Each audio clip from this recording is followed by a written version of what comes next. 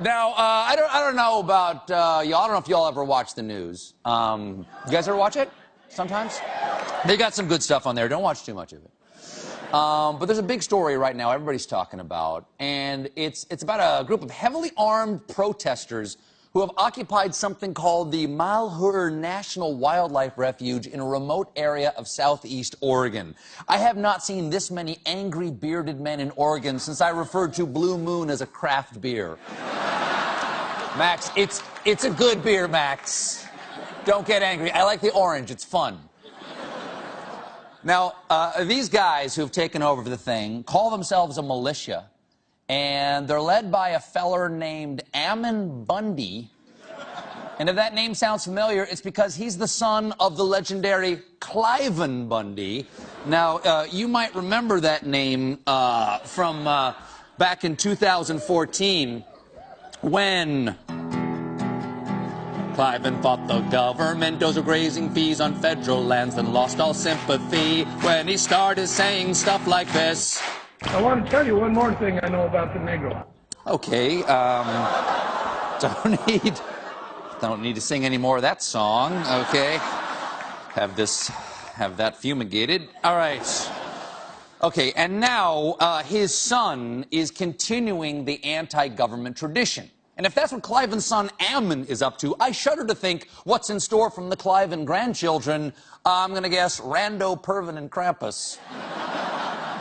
Now, Ammon, good-looking kids. Now, Ammon and his group say they began this protest to speak up for ranchers Dwight and Stephen Hammond, who went to jail for burning 139 acres of federal land. And Ammon's protest on behalf of these guys upset some people, specifically these guys. Neither Ammon Bundy nor anyone within this group or organization speak for the Hammond family. Yes, the Hammonds want to be clear. They're not anti-government militiamen.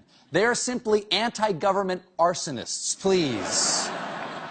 Now, the militiamen say they're ready for the government's response and are willing to die for their cause or from boredom because the government is not responding.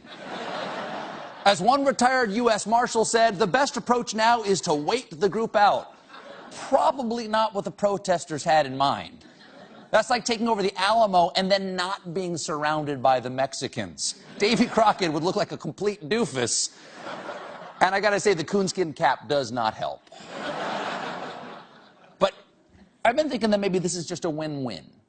If these guys down here are determined to stay put indefinitely at the Malheur National Wildlife Refuge, why not just let them stay and rename it the Ammon Bundy Preserve for the Armed and Cranky? After all,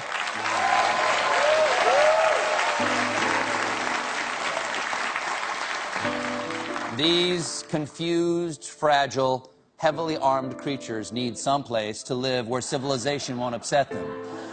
They're clearly endangered, although it's hard to know exactly how many there are because their camo is so good.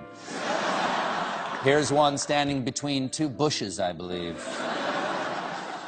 And sadly, there's no hope of establishing a breeding program because, frankly, it's a bit of a sausage fest. And while these men might be great patriots, they're not great planners because evidently they didn't pack a lot of food. So they turned to Facebook yesterday and asked people to send, quote, supplies or snacks or anything. Yes. Snacks. What heroic lone wolf, go-it-alone mountain men have always needed. Go-gurt, string cheese, and Lunchables.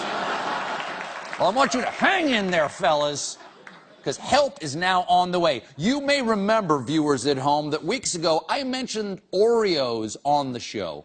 So Oreos sent me a truckload of Oreos and an actual Oreo hotline I could use to reach Nabisco directly any time of the day or night to request more Oreos. And if ever there was a snack emergency, it is now.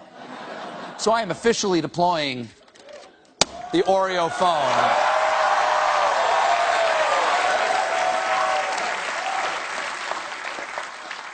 Hello, Oreos. This is Stephen Colbert, and what? Yes, I realize I'm holding this up to my deaf ear. I said I am aware of that. I need more Oreos, stat. Only don't send them to my office. This week, I will be broadcasting from 36391 Sod House Lane, Princeton.